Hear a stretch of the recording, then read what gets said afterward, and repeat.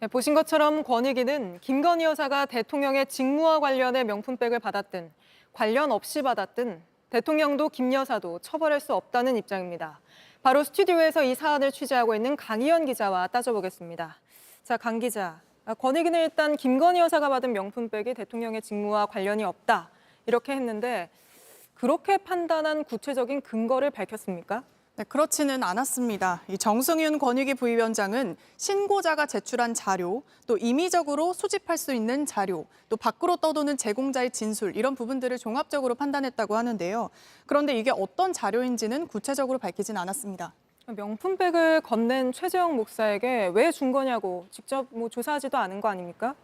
네, 정부 위원장이 이 부분에 대해서 정확한 답변은 피했지만 당사자인 김 여사, 또 윤 대통령, 최재형 목사 이 세 사람에 대한 직접 조사는 이루어지지 않은 것으로 보입니다.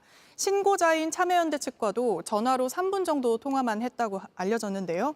특히 명품백을 건넨 이 최 목사에 대해선 김 여사와 윤 대통령이 위반 사항이 없는 상황에서 아무 범죄 혐의가 없고 처벌할 수 없는데 소환하면 직권남용이다 이렇게 말했습니다. 사실상 권익위가 제대로 된 조사도 없이 이미 주어진 자료들 또 법령에만 근거해서 소극적으로 조사한 것 아니냐 이런 지적이 나옵니다. 명품백이 대통령의 직무와 관련이 있다고 하더라도 대통령을 처벌할 수 없다는 권익위의 논리는 뭡니까? 네, 이건 이 최 목사가 미국 시민권자, 즉 외국인이라는 이유 때문인데요. 대통령 기록물법상 직무와 관련해서 외국인에게 받은 선물도 대통령 기록물에 포함이 되고 대통령 기록물이 되면 대통령의 신고 의무가 없다는 게 권익위의 해석입니다.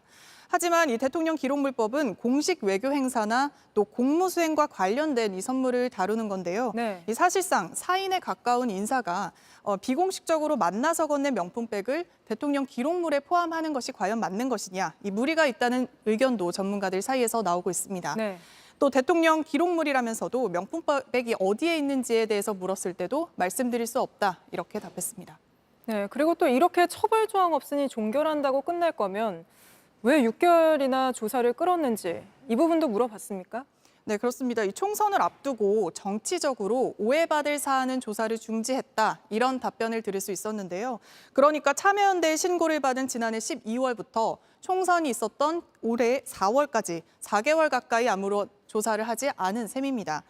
이 밖에도 어제 전해드린 대로 윤 대통령에 대해서 전원위에서 수사기관 송부 의견이 7명, 그러니까 절반 가까이 나왔지만 정 부위원장은 소수 의견이다라고 일축을 했습니다. 단 한 표 차였는데 소수 의견이라고 한 겁니까? 그렇습니다. 알겠습니다. 오늘은 여기까지 짚어보겠습니다. 강희연 기자였습니다. JTBC 뉴스를 시청해 주셔서 고맙습니다. 저희는 저녁 6시 50분 뉴스룸에서 뵙겠습니다.